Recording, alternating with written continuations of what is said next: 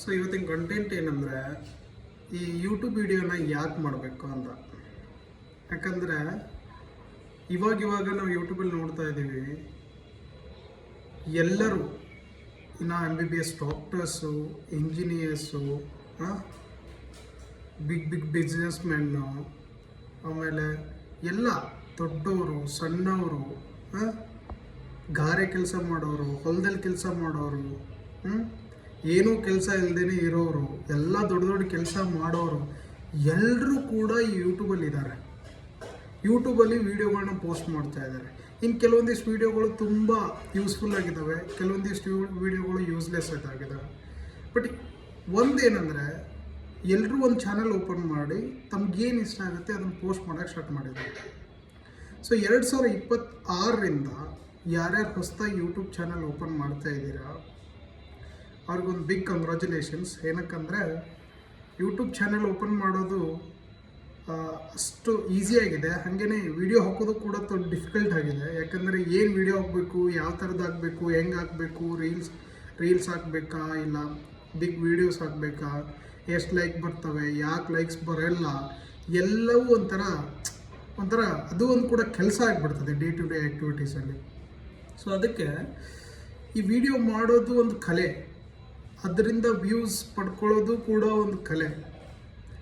ಆದರೆ ವಿಡಿಯೋ ಮಾಡೋದ್ರ ಜೊತೆಗೆ ಎಡಿಟಿಂಗ್ ಮಾಡಬೇಕು, ಅಪ್ಲೋಡ್ ಮಾಡಬೇಕು, ಯಾವ ಟೈಮಲ್ಲಿ ಅಪ್ಲೋಡ್ ಮಾಡಬೇಕು, ಇದೆಲ್ಲವನ್ನು ತಿಳ್ಕೊಂಡು ಚಾನಲ್ನ ಗ್ರೋತ್ ಮಾಡಿದರೆ ನಿಜವಾಗ್ಲೂ ನಿಮ್ಗೆ ದುಡ್ಡು ಬರೋದು ಖಂಡಿತ. ಸೊ ಇಲ್ಲಿ ದುಡ್ಡು ಬರ್ತಿದೆ ಅನ್ನೋದಕ್ಕಿಂತ ಮುಂಚೆ ಈ ವಿಡಿಯೋ ಮಾಡಿ ಅಪ್ಲೋಡ್ ಮಾಡ್ತಾ ಹೋದಂಗೆ ನಿಮ್ಮ ಲೈಫಲ್ಲಿ ಸಣ್ಣ ಪುಟ್ಟ ಚೇಂಜಸ್ ಆಗ್ತಾ ಹೋಗ್ತವೆ.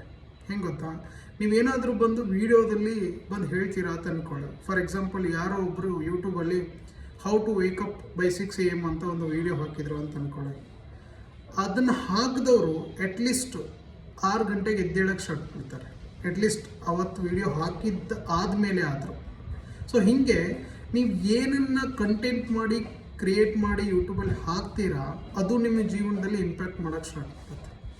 ಸೊ ಹೀಗಾಗಿ ನೀವು ಡೇ ಟು ಡೇಸ್ ಆ್ಯಕ್ಟಿವಿಟೀಸನ್ನು ಅಪ್ಡೇಟ್ ಮಾಡೋದ್ರ ಜೊತೆಗೆ ಲೈಫಲ್ಲಿ ಏನಾದರೂ ರಿಸರ್ಚ್ ಮಾಡಿ ಯಾವುದೋ ಒಂದು ಸಬ್ಜೆಕ್ಟ್ ಮ್ಯಾಟ್ರ್ ಮೇಲೆ ನಿಮಗೆ ಕಂಪ್ಲೀಟಾಗಿ ಅರ್ಥ ಮಾಡಿಕೊಂಡು ಅದ್ರ ಬಗ್ಗೆ ಕಂಟೆಂಟ್ ಕ್ರಿಯೇಟ್ ಮಾಡಿ ನೀವು ಯೂಟ್ಯೂಬಲ್ಲಿ ಏನಾದರೂ ಹಾಕ್ತಾ ಹೋದರೆ ನಿಮ್ಮ ನಾಲೆಜು ಗ್ರೋತ್ ಆಗುತ್ತೆ, ನಿಮ್ಮ ಕಮ್ಯುನಿಕೇಷನ್ ಸ್ಕಿಲ್ ಗ್ರೋತ್ ಇಂಪ್ರೂವ್ ಆಗುತ್ತೆ. ಸೊ ಇದರಿಂದ ದುಡ್ಡು ಬರುತ್ತೋ ಬಿಡುತ್ತೋ, ಆದರೆ ನಿಮ್ಮ ಲೈಫ್ ಮಾತ್ರ ಡಿಫ್ರೆಂಟಾಗಿ ಕೈಂಡ್ ಆಫ್ ಎಂಜಾಯ್ಮೆಂಟ್ ಆಗುತ್ತೆ, ಅದ್ರ ಜೊತೆಗೆ ಸ್ಟ್ರಗಲ್ ಕೂಡ ಆಗುತ್ತೆ, ಏನೋ ಮಾಡಬೇಕು ಅನ್ನೋ ಒಂದು ಹುಚ್ಚತನ ಬರುತ್ತೆ. ಸೊ ಇದು ಎಲ್ಲದಕ್ಕೋಸ್ಕರ ಯೂಟ್ಯೂಬ್ ವೀಡಿಯೋಸು ಮಾಡೋಕ್ಕೆ ಸ್ಟಾರ್ಟ್ ಮಾಡೋದು ಒಳ್ಳೆಯದು. ಅದ್ರ ಜೊತೆಗೇ ಏನು ಕಂಟೆಂಟ್ ಮಾಡಬೇಕು ಅಂತ ತಿಳ್ಕೊಳ್ಳೋದಕ್ಕಿಂತ ಮುಂಚೆ ಏನು ಕಂಟೆಂಟ್ ಮಾಡಬಾರ್ದು ಅಂತ ತಿಳ್ಕೊಳ್ಳೋದು ತುಂಬ ಒಳ್ಳೆಯದು. ಯಾಕಂದರೆ ನೀವು ಕಂಟೆಂಟ್ ಮಾಡಿ ಹಾಕಿ ಆಮೇಲೆ ಸ್ವಲ್ಪ ದಿವಸ ಆದಮೇಲೆ ನೀವು ಚಾನಲ್ನ ಕ್ಲೋಸ್ ಮಾಡಿದರೂ ಕೂಡ ತೊಂದರೆ ಇಲ್ಲ.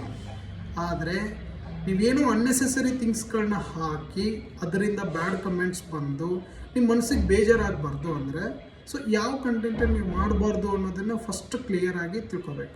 ಅದಾದಮೇಲೆ ನೀವು ಯಾವ ಕಂಟೆಂಟನ್ನು ಮಾಡಬೇಕು ಅಂತ ತಿಳ್ಕೊಂಡು ಆ ಕಂಟೆಂಟ್ ಮಾಡಿ ಹಾಕೋಕ್ಕೆ ಸ್ಟಾರ್ಟ್ ಮಾಡಿ.